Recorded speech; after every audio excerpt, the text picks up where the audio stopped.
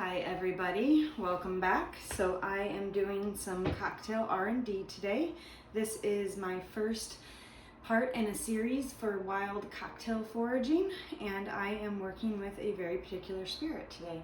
So being part of my new adventures, I'm going to be talking about indigenous spirits, and so I thought I would talk about one to begin with that was very local, especially for me. So this is something that comes from Michigan, Grand Traverse Distillery, True North 100% Rye Vodka. This is a really unique spirit. I really enjoy this. It has a lot of viscosity to the mouthfeel. It has flavor.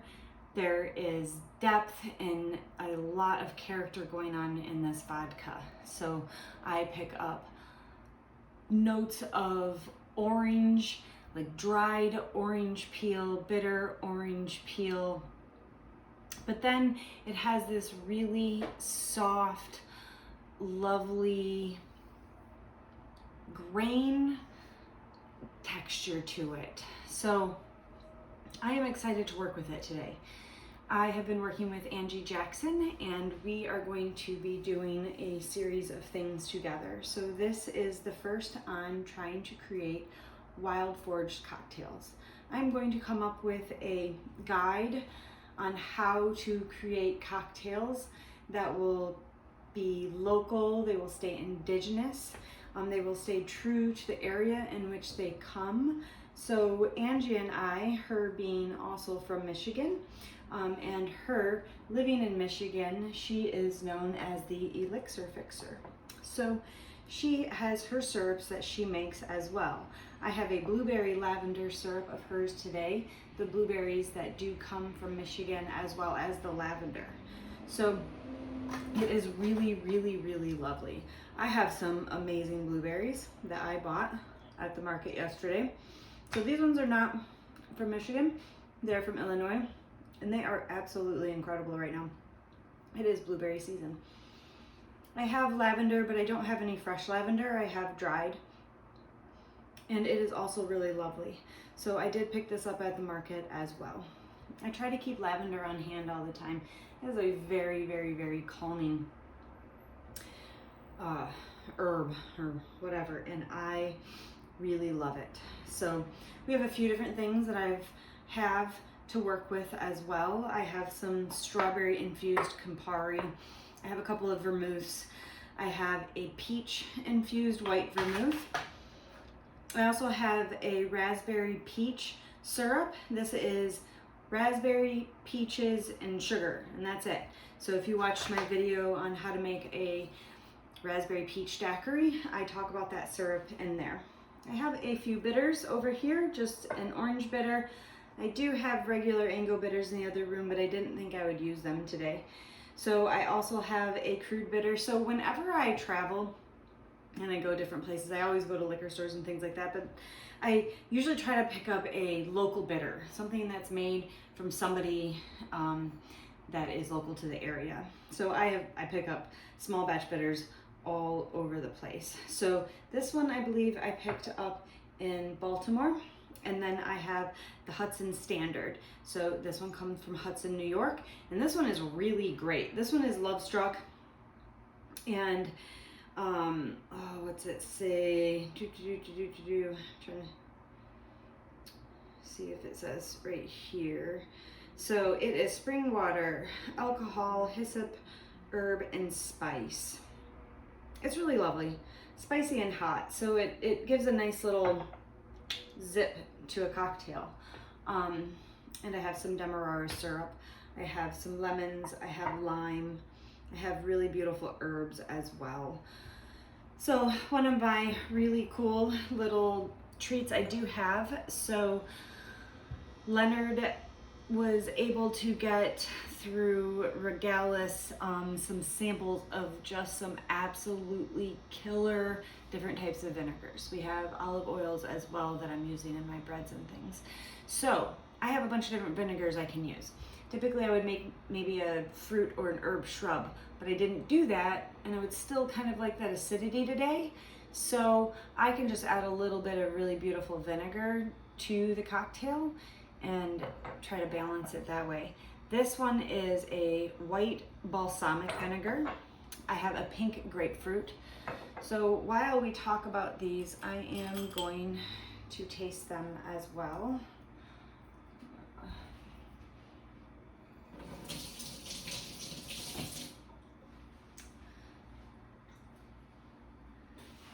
I have tasted a few of these already. I mean, white balsamic is one of my favorites, and it's something that I use in salad dressings and in cocktails all the time right now.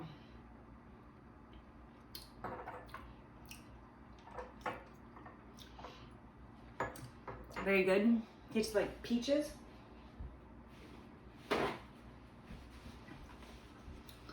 Has some really nice soft citrus notes to it. Pink grapefruit. So this is 100% cold pressed grapefruit.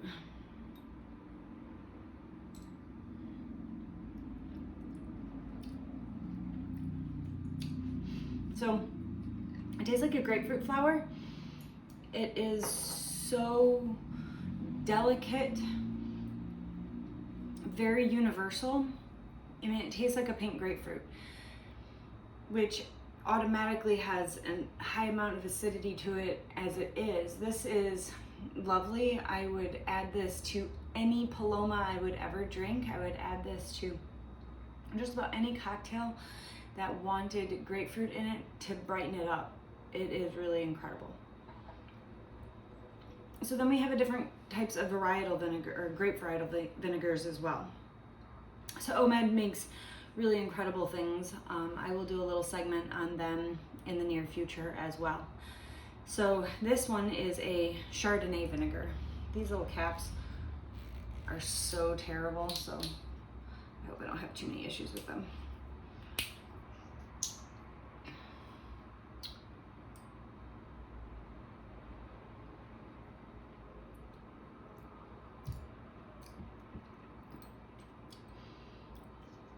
That one has a lot more of the musty grape characteristics. I'm not sure if I would blind that to be Chardonnay, but I would definitely pick up on that wine characteristic for sure, and most definitely of a white varietal. This one is Muscatel. I love Muscatel. So, and I really love whiskeys and brandies that are aged in Muscatel.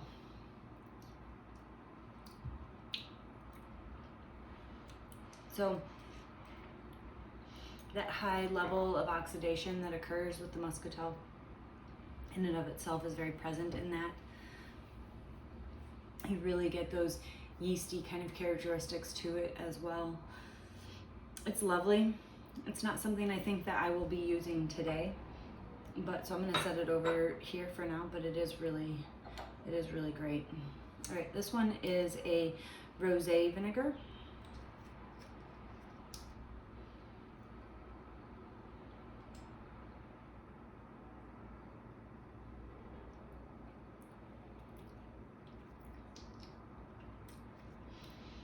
Let's see here.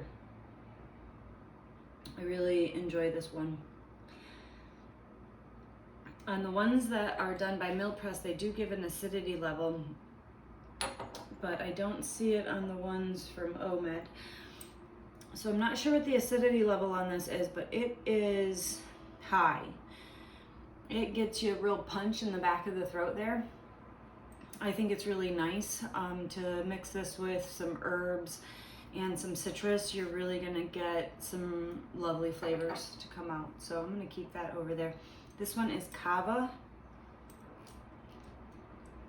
Cava is a favorite sparkling wine of mine.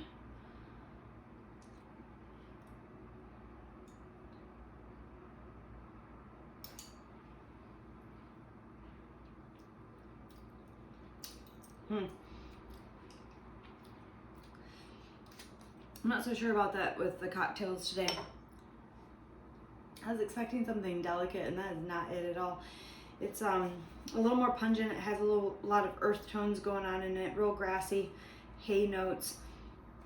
I would set that aside. That's gonna be really great in a salad, like a very rustic salad, but I'm not gonna put that in a cocktail right now.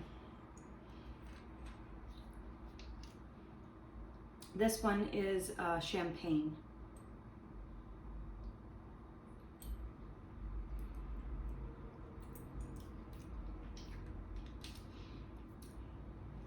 Same thing with that one. It's real interesting. There's a lot of floral notes to it for sure. I like it. It is more delicate definitely than the cava, but both of those, they really taste like wild yeast, which is kind of amazing, and I like that a lot. But not for today. So not with the R&D that I'm trying to go for today. This one is Barolo. Now I have a couple of the red wine flavors over there, but I didn't bring them out because I'm trying to be summer and I want some more bright flavors. But this looked really lovely. It's real light pink color. And that is fantastic. That's really great. It's like the epitome of like a bright pink flower flavor. I like that a lot. So I'm gonna work with those today, perhaps, and I'm gonna leave these to the side. So some thoughts that I had today. I'm gonna juice some lemon real quick because I think that's gonna be better for the flavor profile than lime. With the blueberries, I just think it has. So I'm gonna juice a lemon into my cup here, into my shaker tin. I keep calling it a cup. I don't ever call anything by their professional names, at least not very often. I have still a hurt hand. It is healing, but with the lemon, I'm gonna do a couple different ways of squeezing it.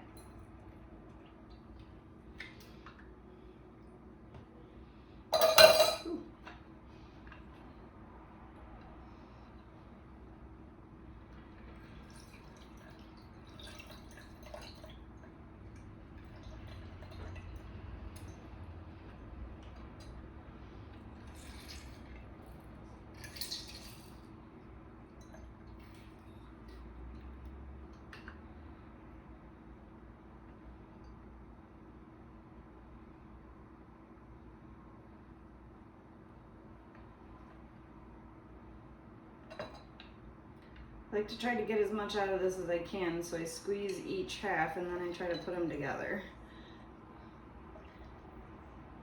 Not proving to be as successful today, but you never know. My hand is also very sore, so I have that going on. So from here, I'm just gonna actually transfer that to a little cup.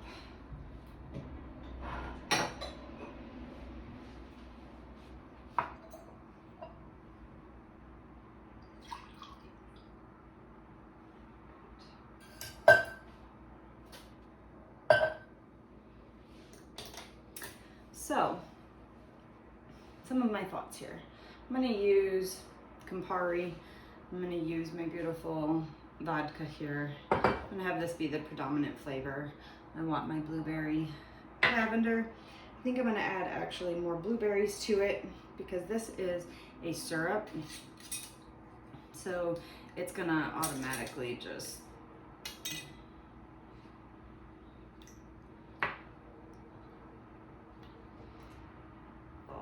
get a little, there we go. All right.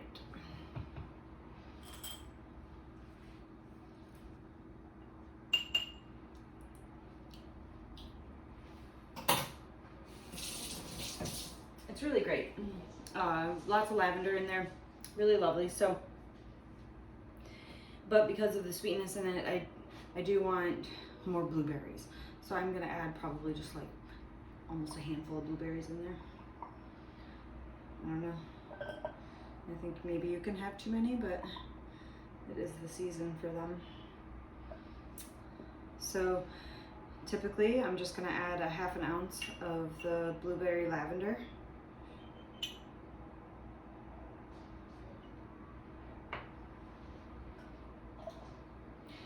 I'm not gonna muddle because I'm gonna shake this and that's going to macerate those blueberries enough for sure. So I'm gonna start out with a half an ounce of lemon juice. And I might go up to 3/4, but I'm going to wait till we get everything else put together here. All right, so vodka. I'm gonna do 1.5 ounces of vodka.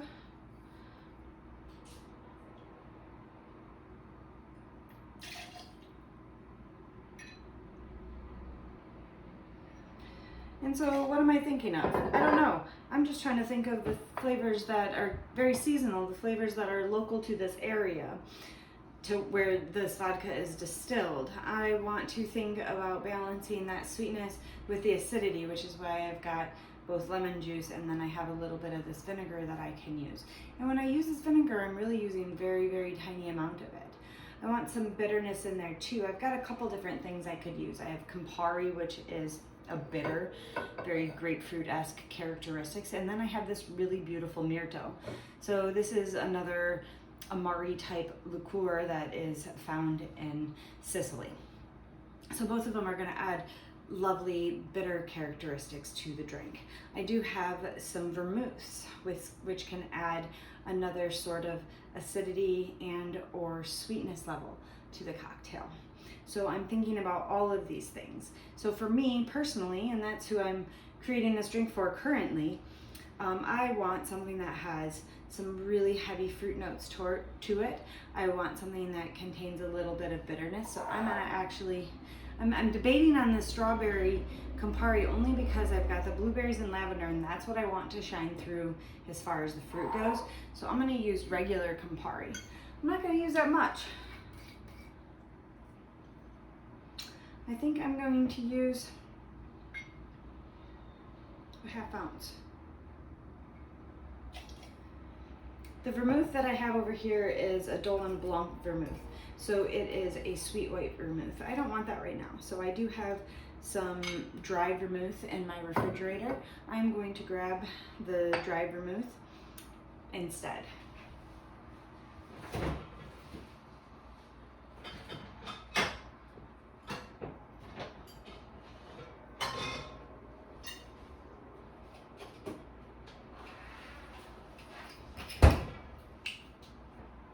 I'm going to add just a 1/4 ounce of this.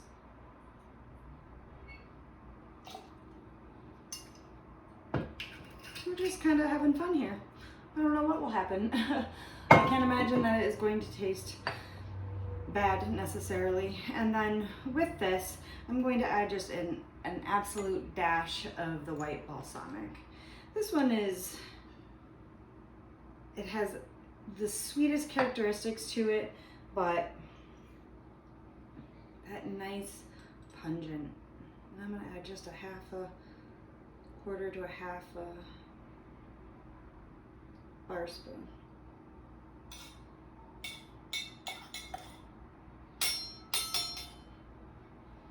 Great. So now, before I go any further, and I'm going to have to think about, I will muddle these blueberries in there and things like that. I can kind of swirl it around and give it a little taste, you know, before you even shake it. You'll know. I mean, I'm gonna do it this way. I wouldn't normally. I might have a straw at my bar, or I might put it on the back of my hand. I could put it on the back of my hand so I don't look so weird.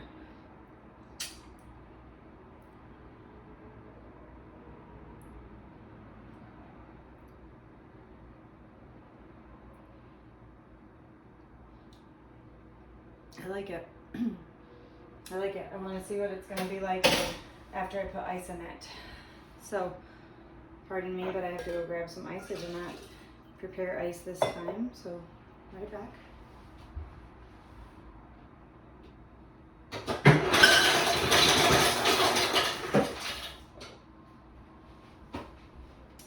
All right.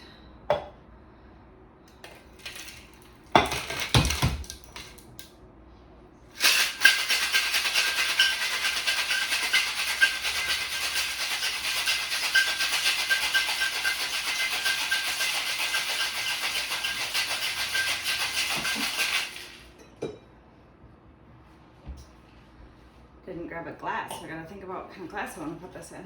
All right.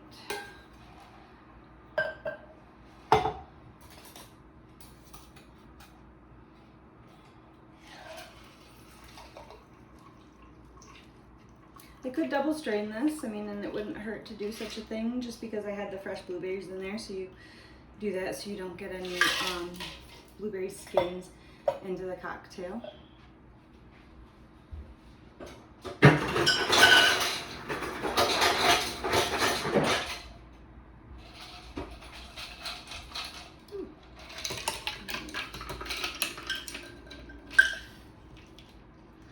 I think as well that this is going to be really lovely, probably topped with something sparkling. Most things I think are really great topped with something sparkling.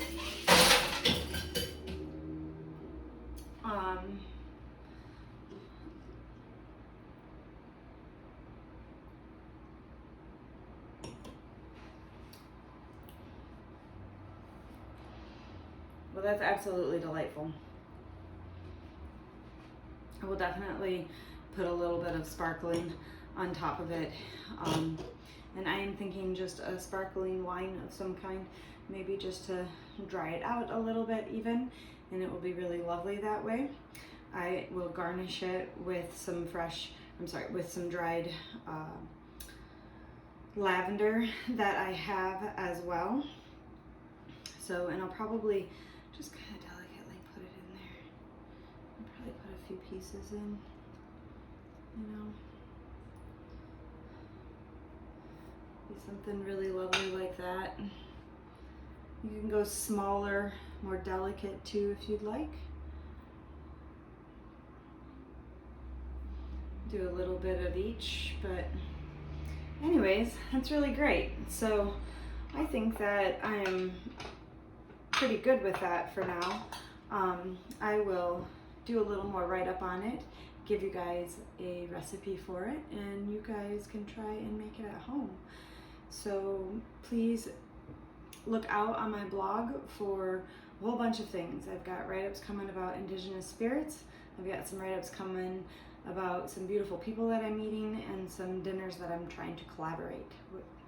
So everybody enjoy, and thank you for joining me in my first little R&D cocktail situation. Cheers.